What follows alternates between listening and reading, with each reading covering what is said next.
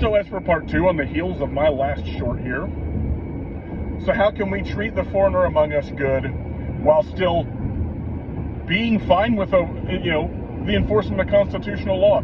You can still treat them with dignity if they are in the workplace, especially the legal ones, but even the illegal ones. You can treat them with humanity.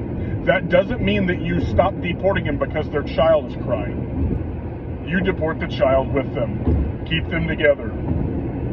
And I know that there's a lot of debate over that, and sometimes maybe there are certain provisions that wouldn't allow that to happen. But you should treat them with the most humanity that you can while also enforcing constitutional law.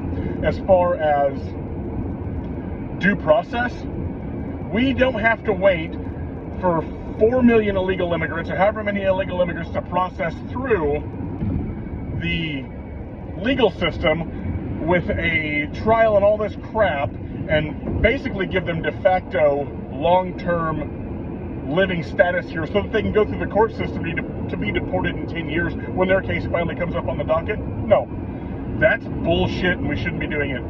Those people, if they are found to not have a legal status with like a social security number and such, they should be stuck on a plane and sent back to El Salvador or wherever else they come from, whether it's China or whatever. That's due process.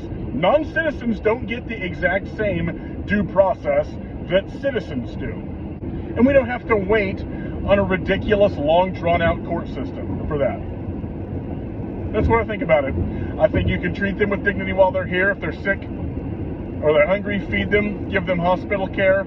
Yeah, that's expensive, but they should be deported at the soonest possible time. If that means a flight in 12 hours, that's fine. If that means a flight in a week, that's fine. But you treat them with enough dignity to get them home safely, with a meal in their stomach, and you get them the hell out of this country if they're not here legally. Sounds harsh, but that's what needs to happen. I don't make any apologies for that. And it's not ungodly, it's not unbiblical. Some of what I said may need to be revised. I'm no freaking constitutional scholar either.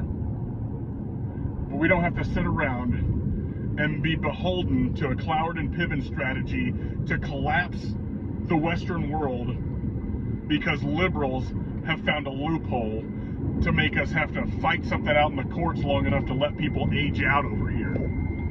End of rant.